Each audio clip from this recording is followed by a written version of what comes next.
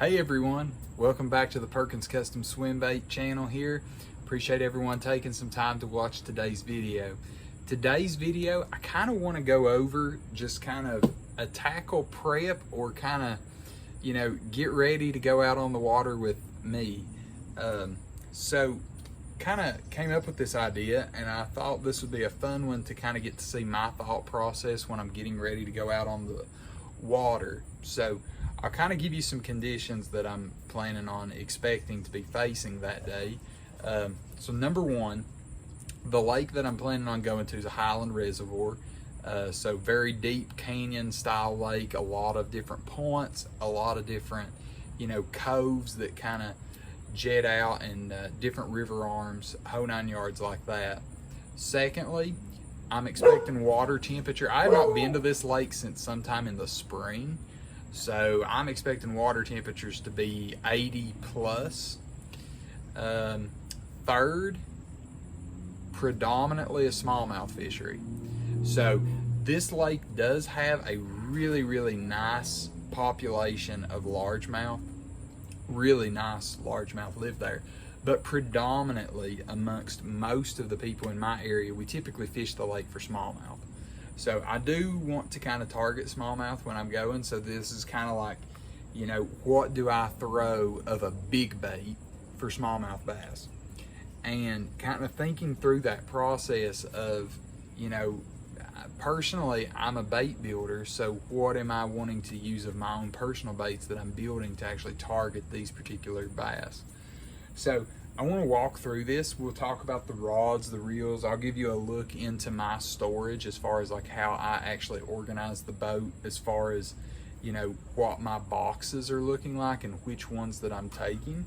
But we'll kind of go through it step by step, because I am going to actually go ahead and just start tying on baits and just having things ready to go prior to this. So the last step in this, I know that I mentioned it was smallmouth fishery, but the last step, it's a very, very clear water. Typically this lake could range anywhere from 5 to probably about 30-foot visibility, depending upon time of year, as well as if there's an algae bloom or anything like that going on the lake. So I'm not aware of any of that, so I am expecting probably at least 15 to 20-foot visibility straight down. So we'll see what we encounter that day on the water, and I'm planning on doing some recording that day, so you all be along for it as that video comes out. So be on the lookout. And speaking of that, if you don't care, hit that little subscribe button down there and notification bell so you don't miss any future videos. And if you're enjoying this video, please give it a thumbs up. I really do appreciate it. All right, so let's just go ahead and hop right into the game plan. So first off, I am a huge fan of topwater, like anyone, especially right now during the summer months.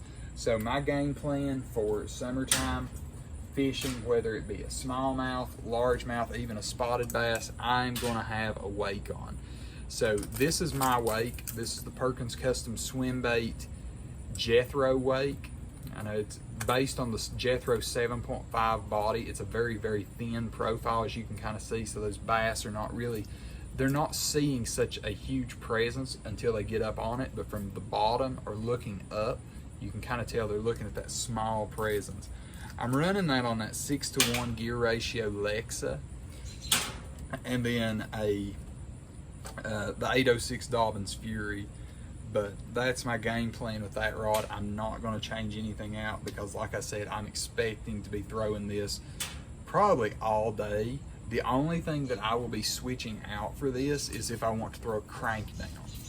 And we'll talk about my crank downs here in a little bit if I really decide to try to go that route. But I'll show you that here in just a moment.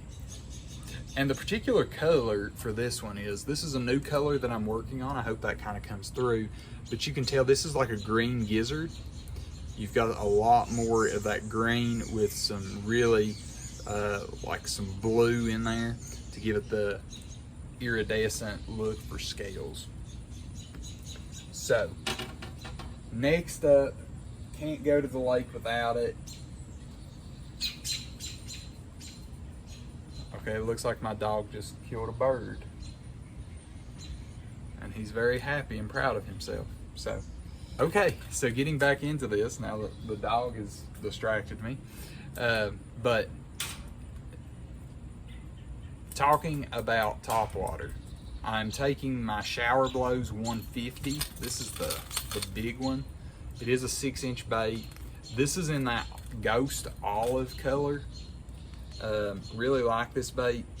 You know, I've had already largemouth, smallmouth, spotted bass eat this bait, so I have no worries about a big bass coming and eating this, especially like a 3-4 pound smallmouth.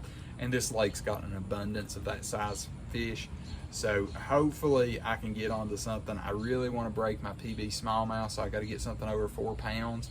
I don't know if I'll do it this summer, but you know, hey, that's what I'm shooting for. Got that rigged up on my 7'3" swimbait rod from the Daiwa Tatula, with that Tatula 250 pound braid to a 20 pound copolymer McCoy fishing line leader. So that is definitely going to be a go-to that early that morning and throughout the day.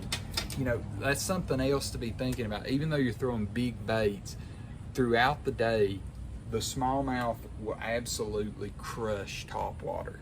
The last time I was out on the water, I was actually throwing that big Topwater spook, the Shower Blows, over a hump, and these fish came out of 20 to 30 foot of water to come and hit that.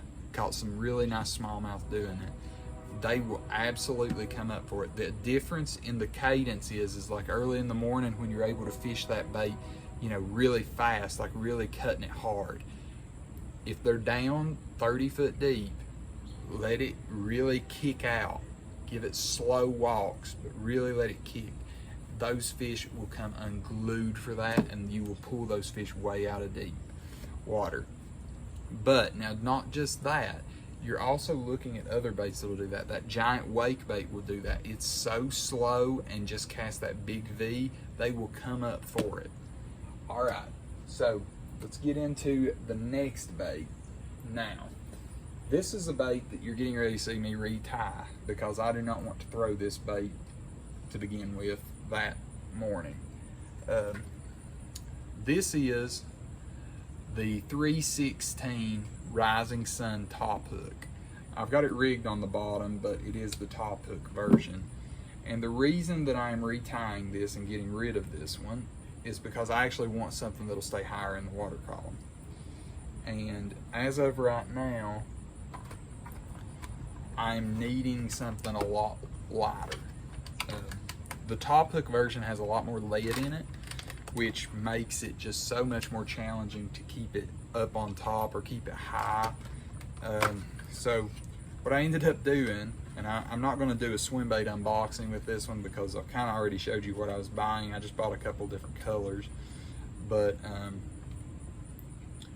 what I ended up doing,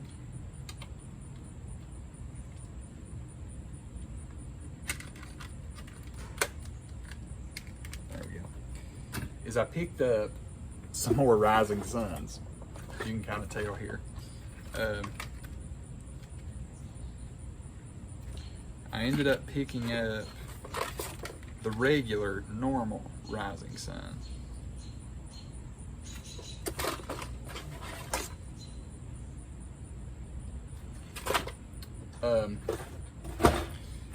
I was looking at the colors real quick.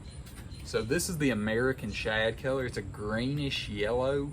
I guess, I hope that kind of comes through. Really not coming through all that well, but let me take it out and see if that'll come through any better.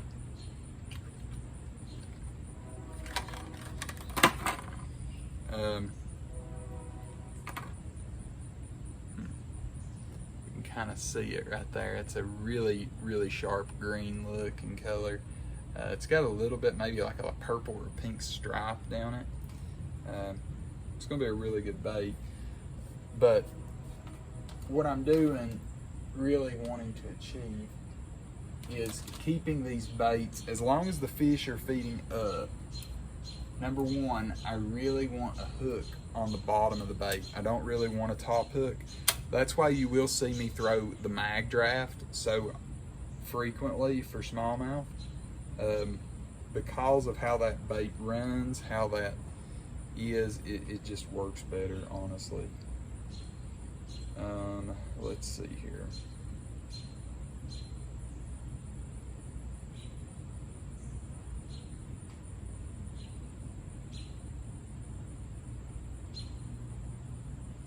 So for myself, you know, everybody's different and everybody has their favorite knots. I tie a Palomar knot pretty frequently, even on my swim baits. I've not had any issues with it. It's a strong knot. It works rather well. I've tied the double San Diego Jam a couple of times. The knot that I'm doing here is a double clinch knot. So everybody's got their own favorite knots. I know a lot of people in the swim bait area really enjoy the San Diego.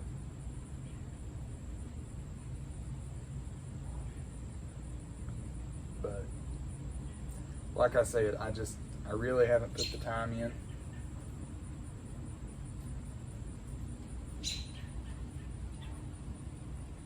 To learning that knot really, really well.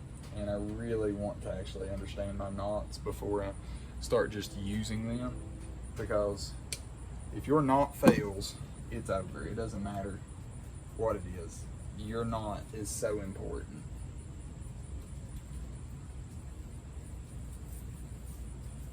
And I'm not 100% sure if I'm in love with this hook. I know these hooks. This is the Owner ST35, and they have a 180 degree, let me just show it.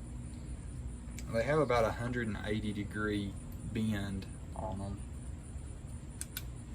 So you can kind of see this as your treble. And then to look at it, you can notice it's basically flat. And honestly, running it like this is not a big deal. But for me personally, I like a treble hook to be more of a treble hook, to be honest, during that. So I'll probably swap that hook out for a different hook. For me personally, right now, I'll probably end up throwing like a 1-aught ST36, Owner ST36 on that bait. That'll probably take care of it. All right, next. So, always save your packaging. That is another huge thing. Save your packaging to all these soft baits. It's the easiest way to keep them secure. As you can kind of tell, I mean, I'm taking different soft baits with me. That's the Mag Draft top hook that I just took off, that I've already just about bent its tail. Try your best to keep those tails straight. Saves a lot of money if you don't have to replace tails. You know, got that Borealis shad, that's definitely going. A couple others with the top hook. I do have a couple of the little swim baits that I'm taking. Really don't have any intention on using them. It's just, I take them because they really just stay in the boat. If I ever need to rig up an Alabama rig, I can. And I don't have to worry about it. So, definitely taking the 6-inch whale. This thing is a really nice swim to it. I really like the whale and how it swims. So, another option. And then you can also see, if those smallmouth go deep, go after them with that citrus shad. That's that really pretty blue and chartreuse. All right. So that has pretty well got us as far as my soft baits. You all know me. I mean, by now you all have kind of seen several of these videos, and you kind of know I'm predominantly a hard bait fisherman. I do throw soft baits, as you can kind of tell with the Rising Sun and the Mag Draft, but 9 times out of 10, I am going to pick up a hard bait. So currently I have rigged up the Jethro 6.0 on my Leviathan Omega Heavy. And I know this is a 6-inch bait, but to be honest with you, I'm going for a 5-pound smallmouth or bigger. And I know of a lot of big fish getting caught out of this lake this year. I know personally of 3 over 6 pounds. So this lake holds giant fish in it. I think I'm going to start with this one. This is what I call my golden shiner color. As you can kind of tell, and I'm going to try to move my hand so you can see it a little bit better, but you can see the transparent belly.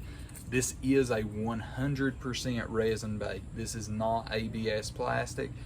This is a 100% resin. As you can tell, it does have a clear belly. I wanted it that way. I got a little bit of a chartreuse hit on the tail there. A smallmouth should mow this thing down. I've had spotted bass come unglued for this. I haven't landed a smallmouth on this color yet, but this is a new color that I just got painted up, and I've only had it out about once so far. So I'm gonna give it a shot. We'll see what happens. Let's see here. So, you know, that's my game plan for the most part with rods. Now, we do have another option. As the day goes on, if the smallmouth are not cooperating, I will absolutely go after a giant largemouth. And I'm trying to do this without breaking a rod. All right. And if indeed I find a giant largemouth, I'm going to go after them with another big glide bait. This is the Big Omer Trout Glide. I've got it painted up in its, and I've just about completely got that tail every which way, but it'll be okay.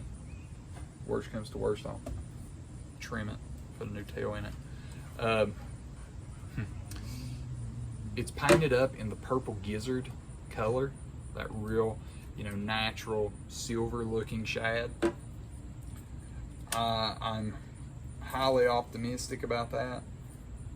I really am expecting that. So I will kind of give this too. So this is how I weigh my baits, if you can really see it on this bait right now. If you can tell, right here on this front hook, so this is a Gamakatsu 2/0 bronze, round bend bronze hook. I have lead tape. This is lead golf tape. You can get that on Amazon. That is wrapped around that front hook shank. So my baits are designed to slow sink, and this bait slow sinks really, really well. The key here as to why I want that on there is I'm trying to fish that bait just a little bit deeper, because my bait, when you're trying to get a big fish, I've tended to find that, now if you are fishing that bait like super shallow and the fish are actually up shallow, no worries. You know, it's a piece of cake to get them on a slow sink. But if you're fishing and those fish have went deeper like they kind of have on my lakes, you know, early morning I should be able to find them on top, and that's my way of thinking. But after that early morning topwater bite, I'm expecting I'm gonna have to get deeper. These big glides, my game plan with those is off the ends of these big long points, fishing them on these big cliff banks. I'll probably be off the cliff just a little bit.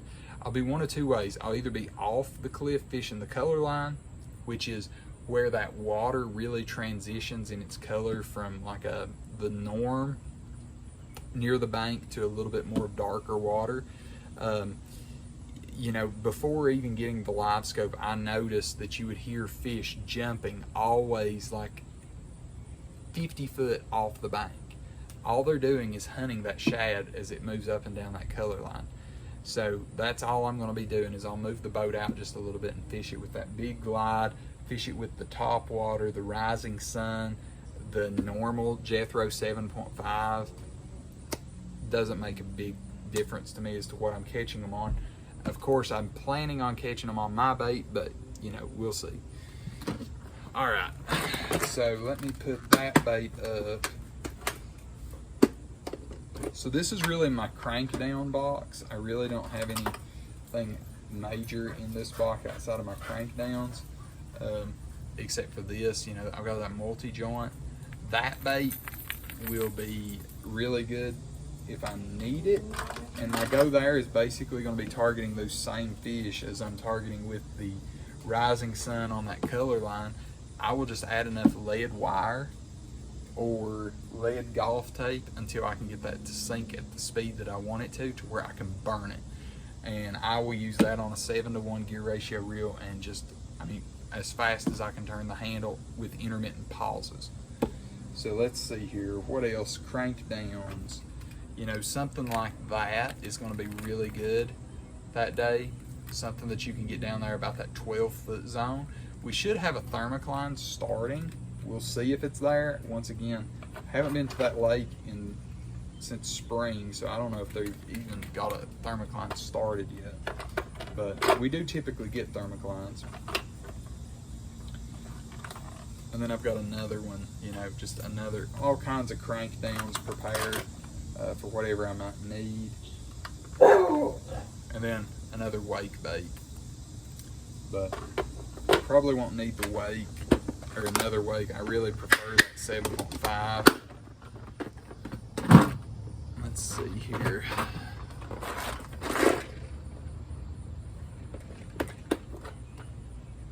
Do not really need anything here.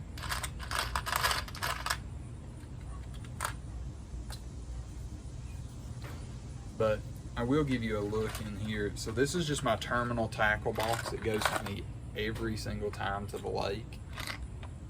And it is flat out full of different hooks.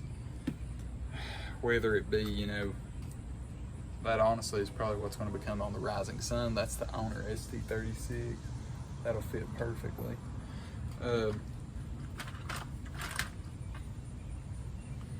Just a bunch of different baits, or excuse me, terminal tackle, hooks. I have I have 3-4 sections of Nico or nail weights to be able to weigh baits down. Like I said, I live on highland reservoirs, and highland reservoirs, the fish just tend to move deeper. Okay.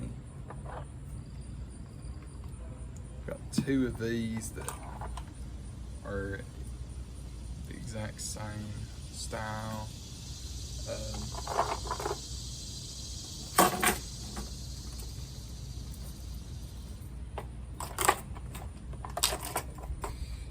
You don't go to the lake without a box of Jethros. So as you can kind of tell, there's a full box of Jethros in here. I've got 1, 2, 3, 4, 5, 6, 7, 8. I have 8 Jethros in here. 1, 2, 3, 4 7.5s and 4 6.0s. I take those to every lake. I have like my green. So if I need to go up and mimic kind of like a little bit more of like that green gill or the blue gill. And then I've also just kind of got a bunch of gizzard. And then lastly is bone. I do throw bone. So it's either going to be kind of one of those, and it looks like some of that tails. Bone. Just trying different things depending on what the fish are going for, and you just have to experiment until you figure it out.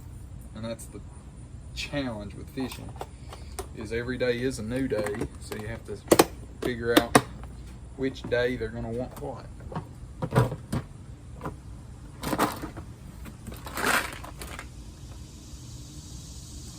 Okay, so this is also a little bit more just terminal tackle. Just different hooks. I probably don't even need this box. Well, I actually might.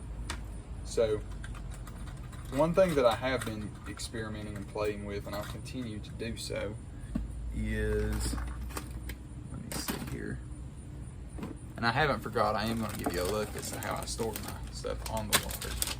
So the Sakamata shad, you know, if you got to see the bait unboxing, you got to see that I got the 8-inch Sakamata shad. And it's a bait.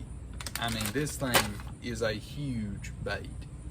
As you can kind of tell, that's an 8-inch bait. It's big. And it's actually pretty girthy too, so it's got some width to it. Let's see here.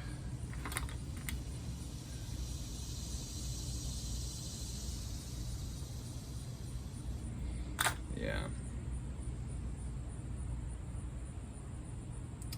It really needs probably like an 8/0 hook is about what this thing will take.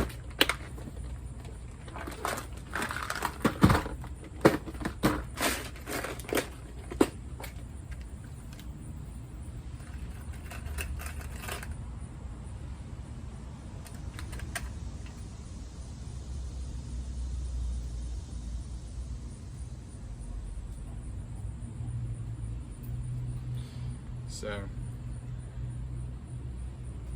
yeah, that actually looks fairly decent.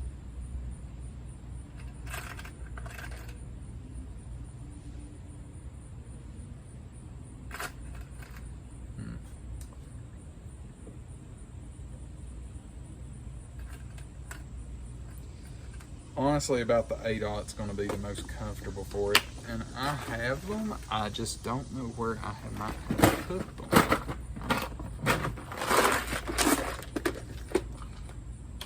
Is anyone else like that, to where you like know that you have something but you can't remember where you put it? Let's see, is that an 8/0? No, it's probably 6. Might need even like the 10/0, which I have those too. It's just I don't have them already in the boat, I don't think. No. So you really have to use a big hook for that. But the key here, I mean, is just soft jerkbait. So, all right. Kind of give you all a look now as to how I've got the boat set up. So, all right, everyone. So this is kind of how the boat is set up right now. You have basically just the front deck. All the rods will be over here and strapped down. And then you can kind of see here, this is my big storage that we actually added this to the boat. But I've got 1, 2, 3, 4, and then the little box. So let's just say 5 boxes, 2 3600 or 3700 sizes, and then 2 deeps. So, and then here you have where I store my soft baits. So you can kind of tell, I just kind of throw them in here in their packaging. I'm still working on the best way to try to keep all of this together. But I really do actually like this kind of setup, because I can just grab it real quick, cut it, tie it on, and then just go from there. So this is kind of how I've got it set up. I do take these 2 like ammo crates with me. And these 2 stock predominantly like the Zoom Super Fluke. I actually just fished a tournament past weekend, and my father-in-law was with me, and he was throwing some of the more conventional styles while I was trying to get us a big bite on a big bait. And he was throwing like the Zoom Super Flukes, Kitex, things like that, that just, it's nice to be able to keep them out of the way so they're not just flowing on everything, and also so you can grab your big stuff if you need it. So that's kind of how the boat's set up right now. And then the rod locker right here is where the Live Scope's battery stays. So that is kind of the boat as far as how the storage goes. So I do keep everything kind of pretty well organized. It's definitely got its times when it gets into extreme disorganization, but not too bad. So, hey, appreciate everyone taking some time to watch today's video. I really do appreciate it. And hey, if you have any questions, comments, interest in purchasing any of the baits that I do make, please feel free to reach out to me on Instagram, Facebook, down in the comments below. I also have my email listed. Feel free to just shoot me an email or a message, and I'll get back to you as quickly as I can. I do have several Jethro 6.0s currently available in the purple gizzard color, and I'm getting ready to start working on another batch of the Jethro 7.5s.